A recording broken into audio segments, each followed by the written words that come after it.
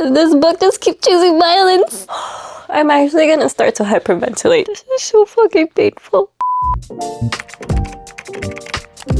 Hello book besties, welcome back to my channel. I am actually in fact filming this introduction after I've read the series itself, but we are reading the Boys of Tommen series, well at least for all the books that are out currently, and as you can tell I already have the new deluxe editions of the new paperbacks that are coming out, and I will continue to collect those as they come out. But anyway, I'm taking you guys on this journey with me, so expect a lot of crying. We can suffer together. Because it's a reading vlog for the entire series, I'm gonna try to do my very best to not spoil anything. I'm really not good at keeping it full-on spoiler free, but to the best of my abilities, I will try, guys. Make sure to grab a drink, a snack, and enjoy this reading vlog. I'm only on page 4 of Binding 13, and we are starting hella strong on the theme of trauma and bullying, because for the first chapter, we have Shannon's POV, and this girl goes through so much throughout her primary school, which I think equals to elementary school. I had to take a quick break, just showered, and also did my skincare. Johnny is in awe of Shannon right now. He even counted her freckles, which there are 11 of them. Her blue eyes were big and round and fucking beautiful, with small hues of yellow dotting through them, rimmed with thick, long lashes. I wasn't even sure I'd ever seen that shade of blue before. It certainly didn't shake anything up in the memory bank. Hands down, she possessed the most gorgeous pair of eyes I'd seen in my life. Johnny, why is this so funny? Johnny's just taking on a protective streak right now. Why is this so adorable? Oh my god, my pages are like, yo, we're only 35 pages in and this man is like the sweetest. Johnny's inner thoughts are so freaking hilarious. This man is panicking every second. His mind is not shut down when it comes to Shannon. He keeps accidentally saying the first thing that pops up in his mind. And they're supposed to be inside thoughts, never outside thoughts. Johnny is going apeshit right now over one of his teammates because they are drooling over Shannon. And he says, when I tell my team something, when I fucking warn you to leave a vulnerable girl alone, I expect you to heed my goddamn warning. I expect your submission. What I don't expect is your lippy backtalk and defiance. The guy says, fuck you can't tell me what to do, you're not my father. And he says, I'm your daddy on the field, bitch. I can't. This that pretty girl mantra, this the flaunt, just this Shannon. So it is indeed the next day now. I just got home from work not too long ago and it was a long day. But now I can finally read. So we're gonna continue on with Binding 13. I ended last night at chapter 6. So we're gonna continue from there. And so far, I am really having a good time. He was beautiful. They literally both said the same thing to each other. I can't. Claire being obsessed with Johnny Depp. Same girl. Say Johnny Depp from Pirates of the Caribbean. I was crushing on him so hard when I was young, and I still am to this day. That man is so fine. Plus, he's one of my favorite actors. I would think he is one of the legends out there for sure. Shannon Lynch had eyes the color of midnight blue that wouldn't stay the fuck out of my head. At least it's the closest comparison I could find in the countless internet searches I had performed. I'm about to start chapter 8, but tell me why the title is called Explosive Diarrhea. Also, I was looking at the glossary, and dear god, there are so many different terms for the same word. Like idiot can be said as gobshite, languor, mope, spanner, idiot. A lot of ways to call someone an idiot. I love the Irish. I love drunk Johnny because he's slipping up so much. He literally says, my Shannon, and then Huey says, she's your Shannon now? Alright y'all, it's currently 9:44 p.m. and we're gonna stop for the night. We are stopping at chapter 10, the beginning of chapter 10, and pick this up again tomorrow after work. Hi, it's currently the middle of the day and I'm home for lunch and I just had to pick up the book because what am I if not a book lover and a binger, so here I am. I'm actually now on chapter 12. Oh no, chapter 13. So I kind of blew past 3 chapters since I got home and it's only been like 20 minutes. The way Shannon and Johnny are both realizing their feelings for one another, especially Johnny. I wanted her, I realized, and it was entirely inappropriate and horrendous bad luck on my account, but I did. I wanted Shannon Lynch, and worse than wanting her, I really fucking liked her. I love the sibling relationship that Janet and Joey have. Does Joey get her his own book? Because I need his book. The way that he's so protective over his sister. Hey besties, it's 5:50 now. I just got home from work. I forgot to update you guys where I ended during lunch because I lost track of time. Yeah, I had to rush out a door to go back to work. But I ended on chapter 18, and so we're gonna continue from there. But what I can say from those chapters that I read is that I'm so glad Shannon has become more comfortable with herself and having sort of like the support group, not with just the girls, but slowly with the guys as well. She finally had an outburst and really became outspoken with her thoughts to Johnny, so I'm glad for that. I'm proud of you, Shannon. I am hating Shannon's dad by the millisecond. The audacity of this man. Oh my god, Shannon. Oh god, this is terrifying. Joey to the rescue. Of course he would be a cheater too. A very toxic household for Shannon. And the contrast to her home versus Johnny's home, I have a feeling that this series is definitely gonna break me. This is not nice. I'm already crying. And we're only 198 pages in. My heart breaks for Shannon and Joey. I hate their home. I hate their dad.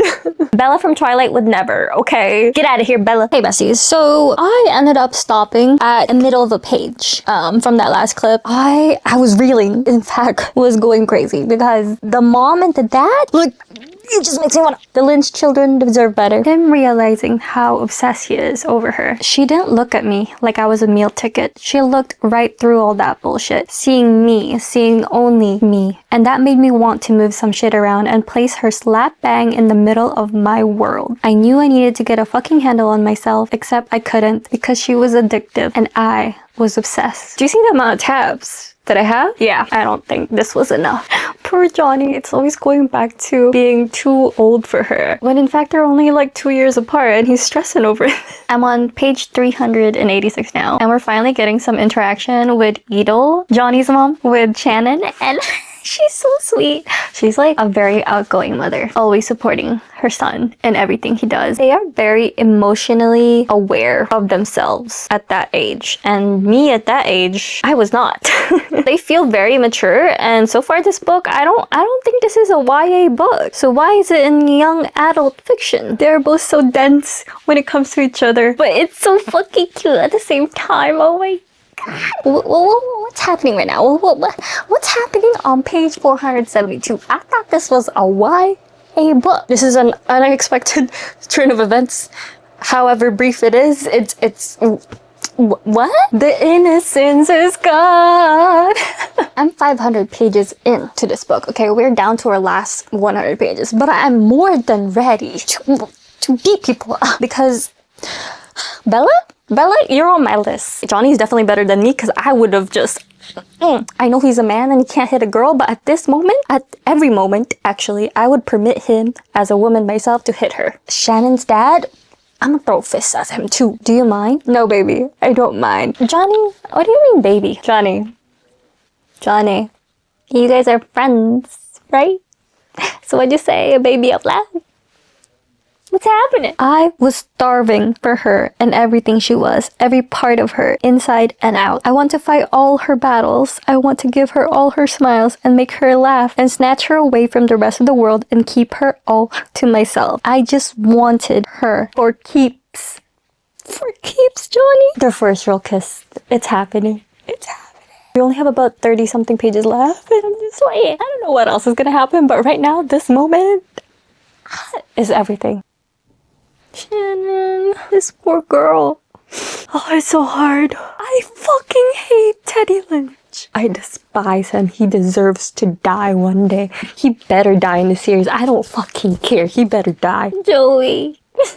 So fucked up. Fuck, it ends like that. I feel so much for Shannon and Joey and their little brothers and what they go through because of their parents. 5 stars. 5 freaking stars. Everything about this book was incredible. I did not expect to cry at the end. I thought I was doing really well throughout the book, only tearing up a little bit, and then at the end I was just gone. I was a goner. It is now the next day, but we are gonna be starting Keeping 13, so let's pick up their book. Let's see if I can squeeze it out without taking the other ones out. Come on! Okay. That was easier. Why is it easier to take out than put in? I know we're gonna be starting at a very rough patch. Am I ready for more tears? No. when am I ever? We'll just have to take it one step at a time. I'm just looking through the glossary again because she's added more words on here. And I didn't know that there was such a thing as second year of kindergarten. Because from what I remember, there was preschool, kindergarten, then grade 1.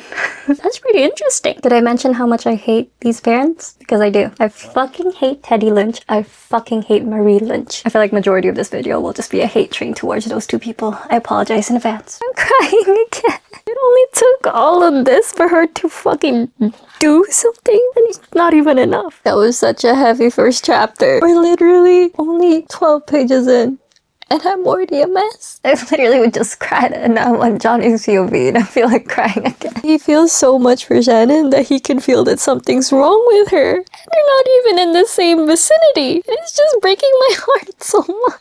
We're only 7 chapters in and I've cried hella lot already. So many things are coming to the surface and I'm terrified. I'm scared for Shannon. I'm scared for Shannon and Johnny. I am so scared for Joey and what he's going through. And the reappearance of Darren and the mom still around. And I feel like I'm having a panic attack from all of this. Hey besties, so I decided to pick this up on this wonderful Sunday because apparently I need more tears to flow through, and I picked it right back up from chapter 7, and I'm just taking a quick little update for you guys as I'm about to start chapter 10. I just want to say I am so proud of Shannon. She is standing her ground with her mother and not backing out on her feelings. The amount of times I just want to raise my hand against her mother. Shannon is better than me for sure. I love that we get a little reprieve from the emotional turmoil with Claire and Gibbsy going at it, trying to figure out what the plural version is of a vagina and a penis.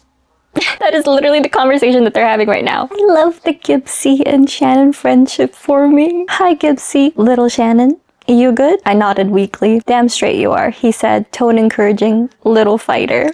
This found family's gonna kill me. Sometimes I feel like I'm stranded, like I'm stuck in the same place and I'm drowning. It's like I'm watching the water rising and it's coming higher and higher. I can see it closing in on me, taking me under. It's terrifying. And then you walk in and it recedes. You show up and all the bad just goes away for a little while.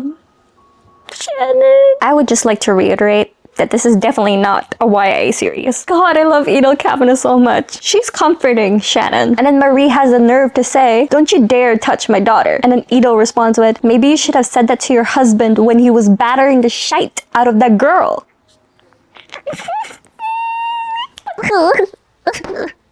Girlfriend and boyfriend? I've switched locations once again. I'm about to take a shower soon, even though I've been in my pajamas the whole day. I want to freshen up a bit more because it is quite hot today. That's why I took refuge in our basement. But I'm now on chapter 29, just about to start it. And I must say, I did not expect for Gibbsy to have pierced nipples. And the fact that he just showed that to everyone, just in the middle of the lunchroom, was just hilarious to me. A very hot character trait for him now. This book just keeps choosing violence. Every day, crying again. Tang is like so young. He's only 11 years old and he's trying so hard to be an adult. Babies taking care of babies is literally what Shannon said. This is so messed up.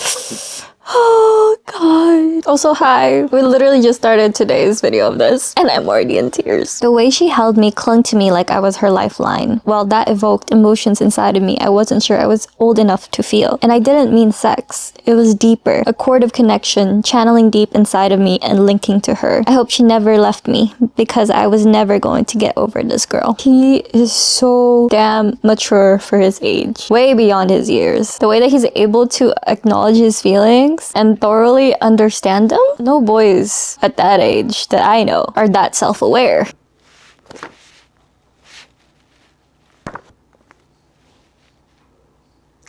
Am I reading this right? Oh yeah, I'm reading this right. I thought I was making up in my head. Guys. The kitchen scene with Edel Kavanaugh and Jonathan Kavanaugh. Mother and father at the kitchen table. Johnny and Shannon walking in. I'm on chapter 53 now, and it's in Johnny's POV. So tell me why the chapter title says, "You don't steal kids, lad." Are we planning a breakout? Johnny, is this what's happening right now? Are you breaking out Sean, Ollie, and Tig? Because I'm there for you. How come Chloe Welsh can just do like a really sweet moment of the kids meeting Edel, okay? And then turn it real sad when realizing that they're scared of men when Daddy Kavanaugh walks in. I'm crying again. Fuck. Teddy Lynch, when I catch you. Y'all, somebody take the razor away from Shannon because this poor girl. Johnny says, "What the fuck did you do to yourself?" I shaved everything. There was blood everywhere. There was. Jesus Christ. I did not expect for something so funny like that to lead to something like this. Girl, aren't you in pain though? How are you handling the friction in that area, Shannon? But also, congrats. But also, Mommy Kavanaugh. Johnny, you can't be speaking French like this. I know Shannon might not know what you're saying, but I do. Because why are you saying, "Je veux lécher la chatte de ma copain"? And then to follow it up saying, "I said, je veux être à l'intérieur de toi." You wanna lick what? And you wanna be inside what? Johnny, all is right again in the world with Bella getting kicked out of Tommen. Thank you, Daddy Kavanaugh, coming in clutch. It was a field day at Tommen's college. So much was going on. Love Joe and Aoife. Those two, that couple, ooh, they know how to bring it. Yeah, Bella deserved what was coming to her. Yo, this can't be happening right now. I literally just teared up and a teardrop just dropped on the page. Can't even see that. Joey. My heart aches for Joey. For all of them. Aoife! Oh my god. I'm scared. This whole clip has just been me running high on emotions, non-stop tearing up every page since I started this part. I don't even know what chapter I'm on anymore. I'm on chapter 65. Edel Kavanaugh, the mother figure that we need. I'm very proud of you for calling. I know you must have been scared, and it was brave of you to make that phone call when you knew what might happen. My heart just continues to palpitate. There's so much going on in here, in my heart, in my feelings, and my brain can barely keep up with everything that's happening. I'm fucking heartbroken again. Joey allowing touch from Edel when he was so adamant on not being touched by Johnny or Jonathan. Edel was the one to coax him. And he started freaking down. I'm actually gonna start to hyperventilate. Aoife's back. The way that she's the only one to settle Joey and bring him out of that emotionless state that he's on. You're in there, aren't you? Come on back to me, because I'm not giving you up. I know, Aoife continued to whisper as she touched him and petted him like he was a small child. You're in there, aren't you? She pressed a kiss to the corner of his mouth. I see you, Joey Lynch. She stroked her nose against his and whispered, "You can't hide from me. Come on back to me, baby. It's okay. You can't scare me away. You're mine, remember?" Guys, I don't think I can do this. How am I gonna do this for 4 more books? I'm barely surviving right now. I finished the book.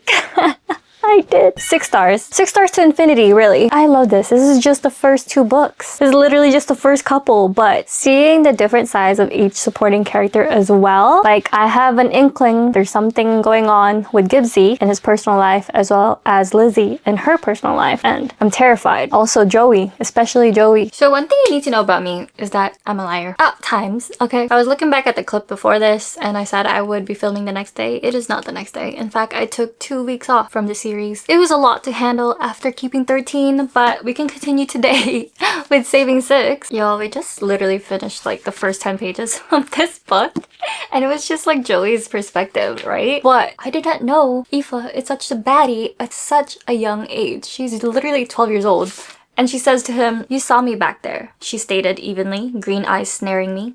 "I did. You kept walking." I nodded like a fool. "I did. Don't do that again." "Fuck me, I won't."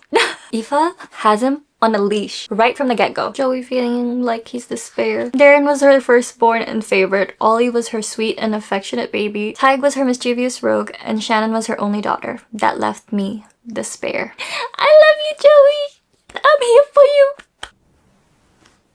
That is a horrible thing to say to your son, especially with knowing firsthand what's going on. How dare you compare your son to your abusive husband. I can't help who I look like, but I'm nothing like that man in any other way. You are in every way. What the fuck, Marie? Oh, I'm pissed. I'm pissed. We're 42 pages in. I hate the parents still. I still hate them. Damn, I could really feel the tension between Aoife and Joey. I could feel it through their words, through their actions. The amount of angst that you get from their back and forth is fucking insane. Oh, it's gonna be a... I already know it's gonna be a roller coaster with them. A little update. I'm now on page 110. The beatings that he gets from his dad is not stopping anytime soon, and his friend is starting to connect the dots, or at least is very concerned of him, and because he sees the bruises and all that. I just hope that Joey opens up to someone. But also, Joey and Aoife, their tension. Because what do you mean Aoife goes to watch these games, right? These hurling games? But she would cheer for Joey when her boyfriend is also playing. Aoife girl, you're messy. Somewhere in my mind, I knew I was behaving in a self-destructing manner, bringing on unnecessary pain, inflicting harm upon my own body and mind, but I couldn't stop myself. The depression eating me from the inside out forbade it. This is gonna hurt so much. No, because why did a sweet moment turn to like a sad one, and then like has me tearing up, and it's not even that sad. Like, I felt my heart shatter for Aoife and for Joey. With my heart racing more wildly than any drug had ever provoked, I held her in my arms, fought the feeling of panic that was climbing up my throat, and allowed myself to finally stop fighting against the tide of emotions overcoming me. The emotions that had been drowning me for 5 years. 5 years for them to get to where they are now. The quintessential lost boy. Don't worry, Peter Pan. I'll be your Wendy. I love them. I absolutely love them. I'm not even done Joey and Aoife's book. But right now, they're top couple. Well, I finished it. The last 100 or so pages just put you through the ringer. Nothing but tears the whole time. I want you to know that you've been the best part of my day every day since I was 12 years old. It's true. My life has been a shitstorm from day dot, Molloy, and the whole goddamn town knows it. I've never had calm, but you were like an island, somewhere for me to go and escape, somewhere safe, someone to anchor me, if that even makes sense. And I took advantage of that when I had no right to. I was selfish when I dragged you into my world. Now I need to put you first. 6 stars. 6 fucking stars for Saving 6. Guys, it's time to start reading 6, and I'm gonna let you in on a little secret of mine, okay? Come a little bit closer. A little bit closer. It's been 3 months since I finished Saving 6. I know. I was mentally drained from that book. And so it took me a very long time to decide to pick up Redeeming 6. And now's the time. It is currently November. And we're actually going to try to finish the last 3 books in the series that we have out so far. And because we've had such a length of time between Saving 6 and Redeeming 6, I ended up getting a couple more Boys of Tommen books, like editions of them. Okay, this may be a little bit overboard, but after finding out that the ombre spines, which I only have 3 of, and the young adult version of the Boys of Tommen series is being discontinued because they're being properly placed in the appropriate section, which is adult fiction, I simply had to get the ones that will be continuing on, which actually has the sprayed edges of each couple's names on their own books, which is really nice. Now, not only did I get those deluxe editions, but I got the Internal Embers X Larry Reed's collaboration special editions of Boys of Tommen. I only was able to cop Saving 6 and Redeeming 6, which is amazing because this is my favorite couple so far in the series. This is the books. Look at that. That's Eva and Joey. Excuse me. The detail that's gone into this. Nice legs. Nice shirt. Of course, Redeeming 6 as well. I am so excited, but so terrified to read this. Oh my god, the cereal. I'll be seeing you, Molloy. Ugh, Joey and Aoife are literally so cute and very stubborn when it comes to their feelings to one another. You can't tell me what to do, Joe. You don't own me. Well, that's bad fucking luck on my account because you sure as shit own me. Why would you say that to me? Because it's the truth. Since when? Since I was 12. Eva. I'm the girl who wholeheartedly wants you. I'm the girl who wholeheartedly loves you. The hurler, the mechanic, the boy, the protector, the asshole, the lover, the addict. What they go through is nowhere easy, but they're in it, and they're in it together. He called her his queen. God, Teddy Lynch is such a horrible human being, and Marie Lynch, still a horrible mother, to Joey especially.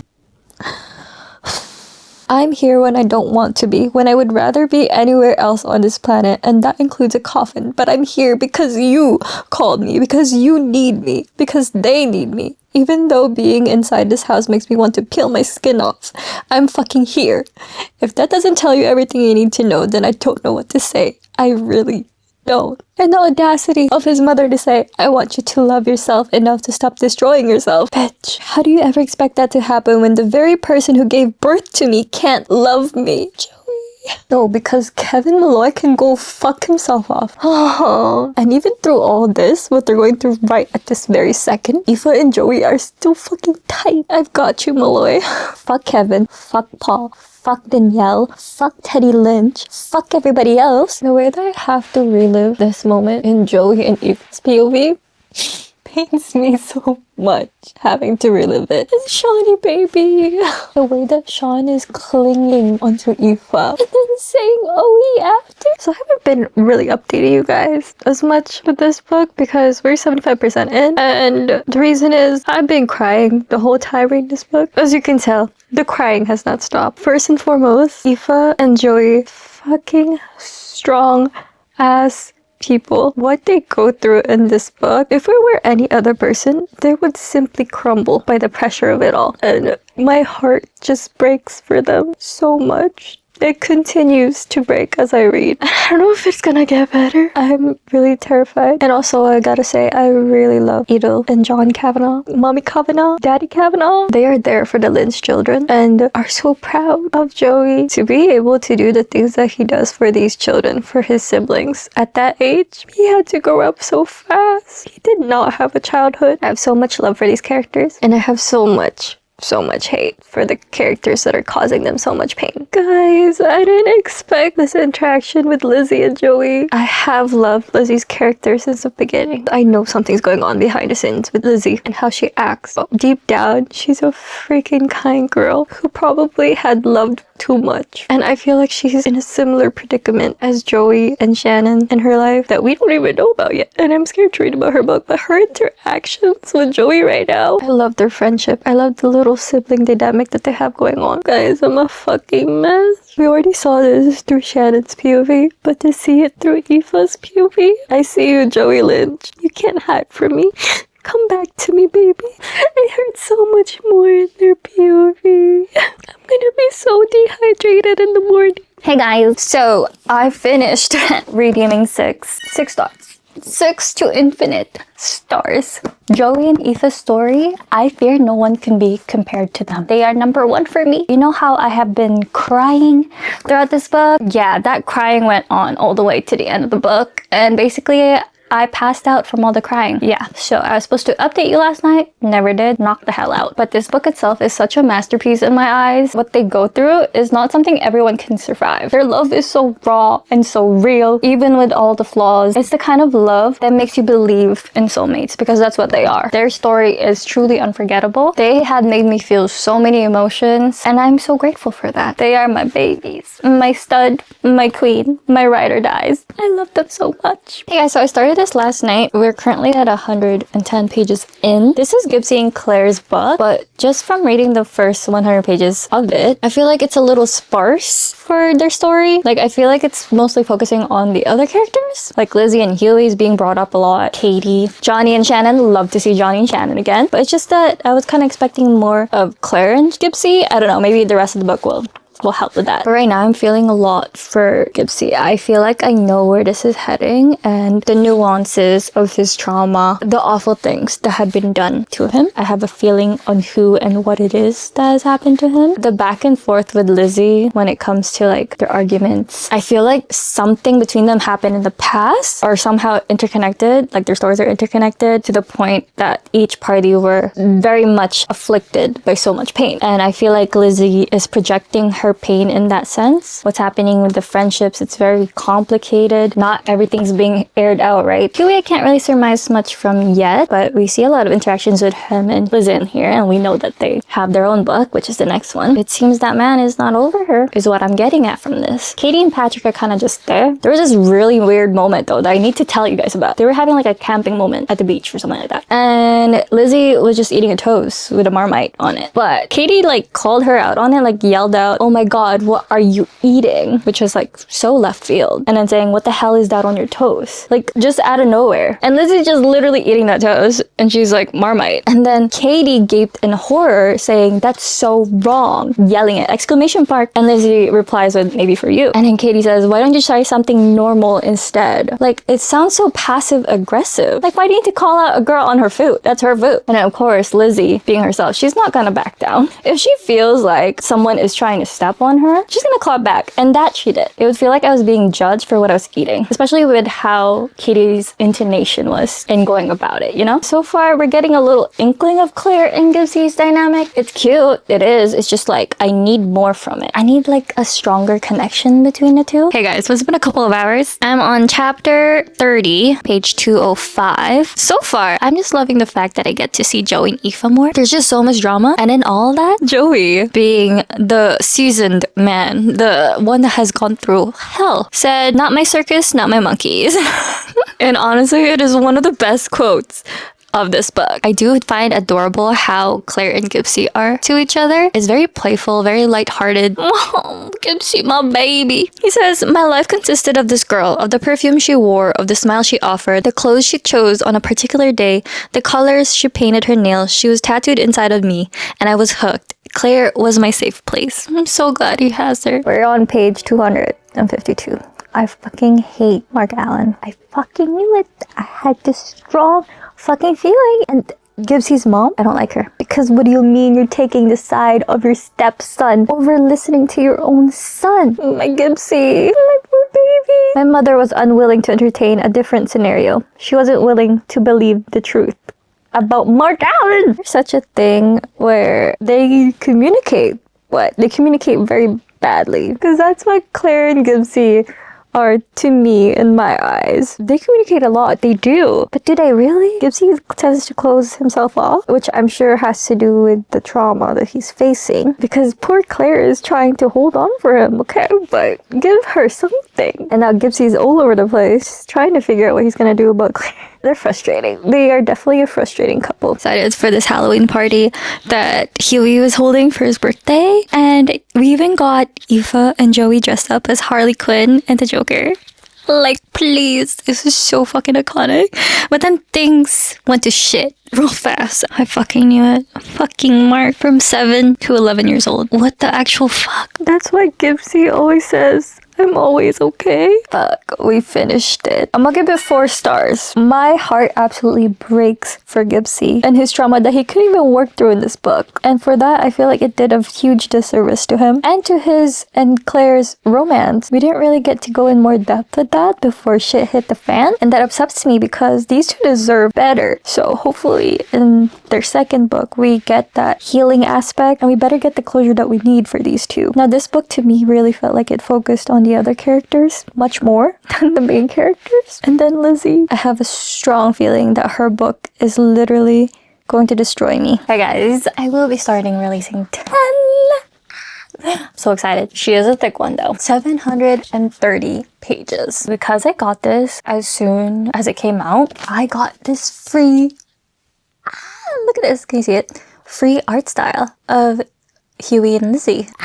Oh, the dedication just says, for the survivors. That just further confirms how much this book is gonna destroy me. I have these Boys of Tommen pajamas, which I'm sure you guys seen in the last couple clips already. You know, I got those pajamas before I even started reading Saving Six. So after reading Binding 13 and Keeping 13, I bought that shit. That's how obsessed I am already. The way that I'm literally only on page 6 of this book, and I already started to tear up. This flashback is of her and her mother when she was 3 years old, and her mother saying, "Look at me, pretty girl. Show me those big blue eyes. There you are. You are perfect. Do you hear me?" I nodded. "You are my baby and I will always look after you. And you must never let anyone make you feel like there is something wrong with you. I love you, sweetheart." Dude, literally nothing's happening, but I'm tearing up. No, the brainwashing since she was 5 years old. My poor Lizzie. In her own bedroom, she's not safe. My God, we get to see little Shannon and little Claire, little Huey, little Gibbsie, little everyone.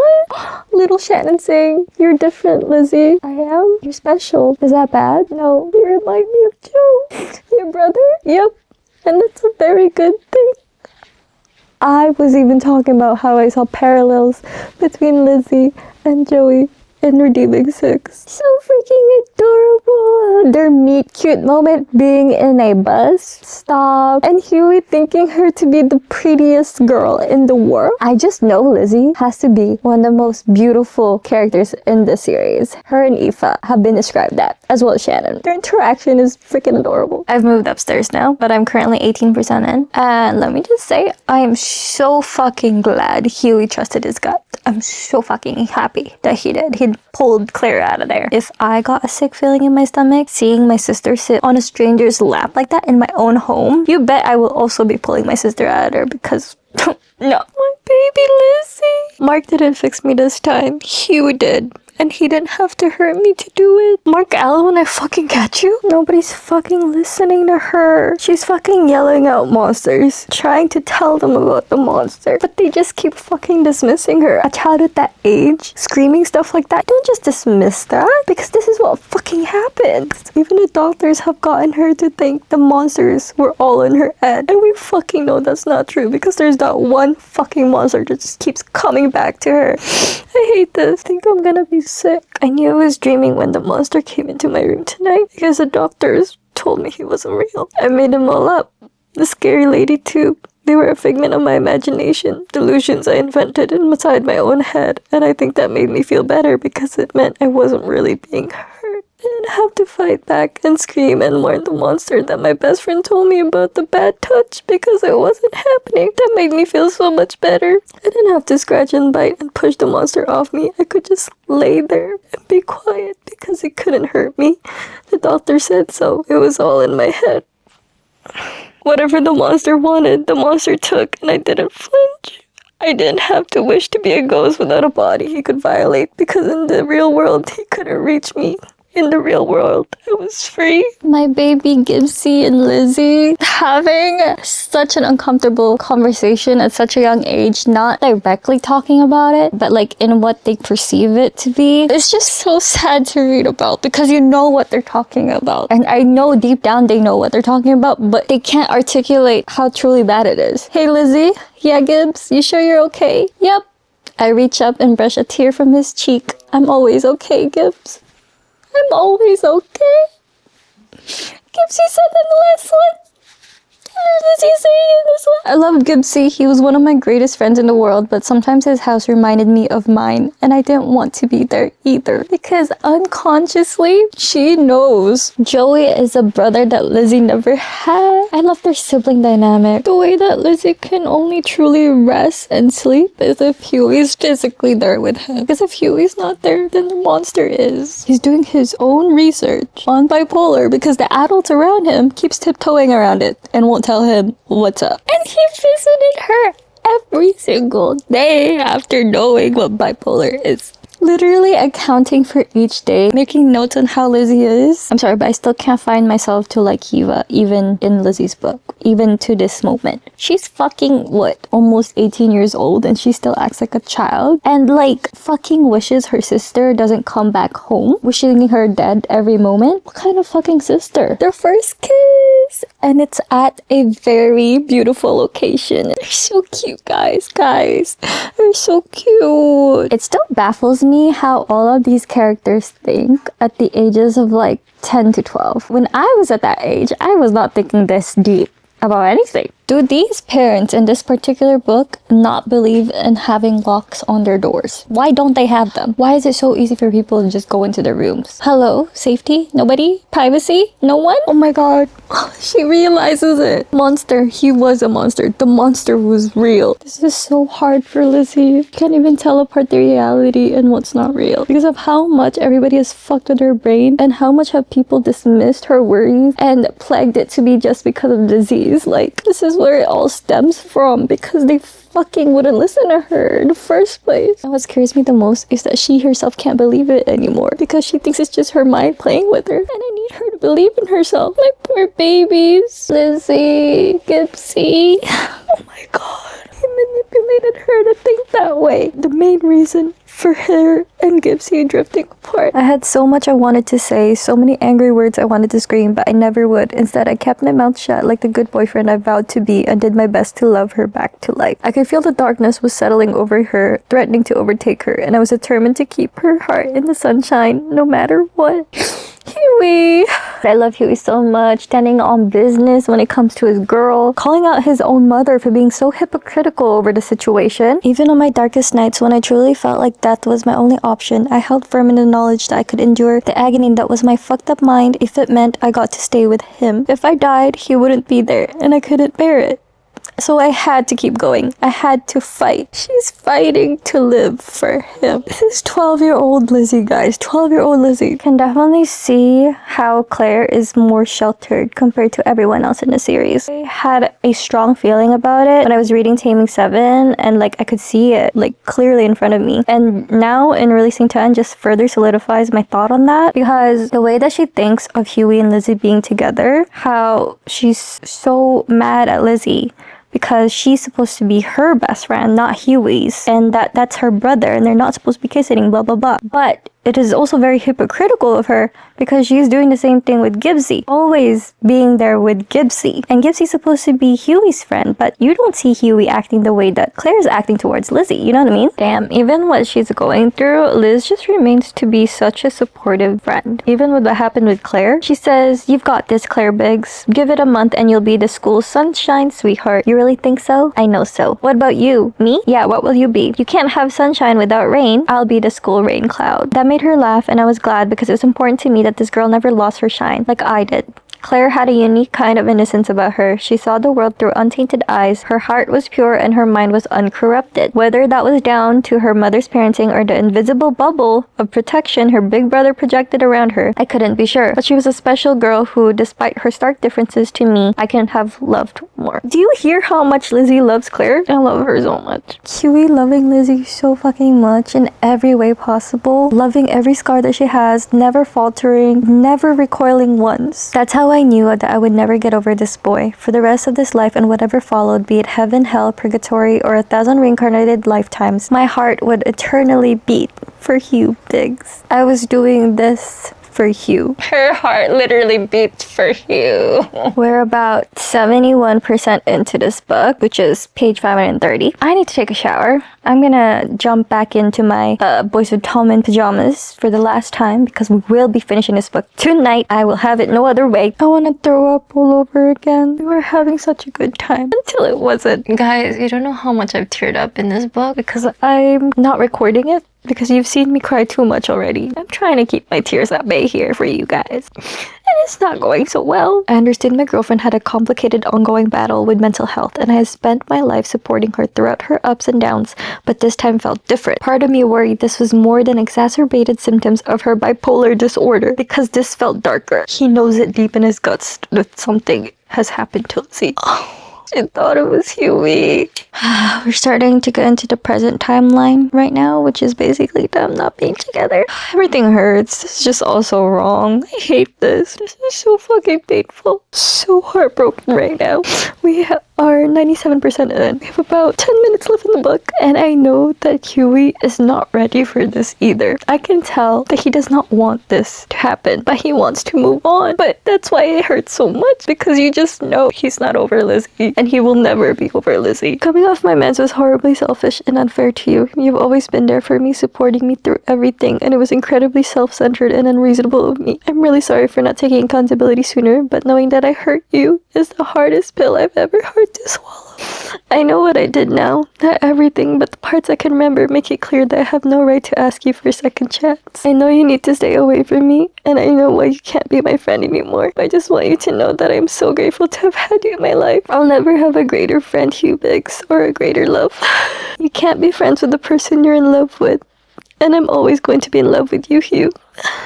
Lizzie, I'll always love you, Hugh Biggs, Liz said when she rounded the table and stopped in front of me, inhaling a quivering breath. She leaned down and pressed a kiss to my cheek before whispering, "No matter what." And then she was gone. What the fuck? That's the end. Chloe Walsh with Threats. Another book that has completely ruined me. 6 stars, infinite stars for releasing 10. Huey and Lizzie, I love you both so much, and you deserve happiness. And even though you guys are in your separate ways at this moment, I still hope you can one day be together again. I never felt so much pain in my life until this series. All the pain, all the love, all the joy, and all the sadness that these characters go through, and their story will forever be with me. And I just know I can never let them go. I'm gonna put all my ratings on the screen. I don't want to say goodbye to them when the new book comes out. I'm definitely rereading the entire series. Thank you guys for going this journey with me. I hope you guys also were able to feel all my emotions. Thank you so much for watching. I love you. And I'll see you in my next video. Goodbye.